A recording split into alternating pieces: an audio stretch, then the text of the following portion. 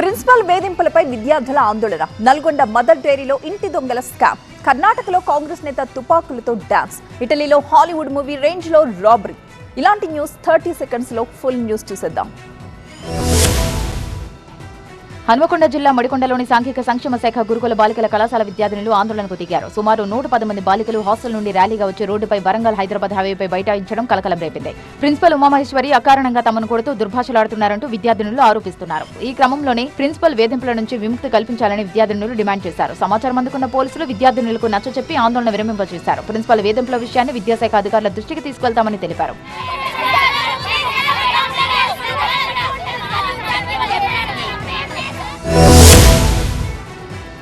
పీకల్లోతు కష్టాల్లో కూరుకుపోయి ఆర్థిక సంక్షోభంలో కొట్టుమిట్టాడుతున్న నల్గొండ మదర్ డైరీలో ఇంటి దొంగల భాగోతం బయటపడింది. ఇప్పటికే పలు అక్రమాలు వెలుగులోకి రాగా ఇప్పుడు మరో స్కామ్ షాక్ ఇస్తోంది. మదర్ డైరీలో దొంగ బిల్లుల స్కామ్ ను అధికారులు గుర్తించారు. పాలు పోయకుండానే 9,50,000 బిల్లులు క్లెయిమ్ చేశారు. మూతపడ్డ పాల కేంద్రాల పేరిట దొంగ బిల్లులు తీసుకున్నట్లు అధికారుల విచారణలో వెల్లడైంది. దీంతో మదర్ డైరీ జీఎం కృష్ణతో పాటు 2 ఉద్యోగులను సస్పెండ్ చేశారు. ఈ స్కామ్ పై మదర్ డైరీ యాజమాన్యం పూర్తి స్థాయి విచారణకు ఆదేశించింది.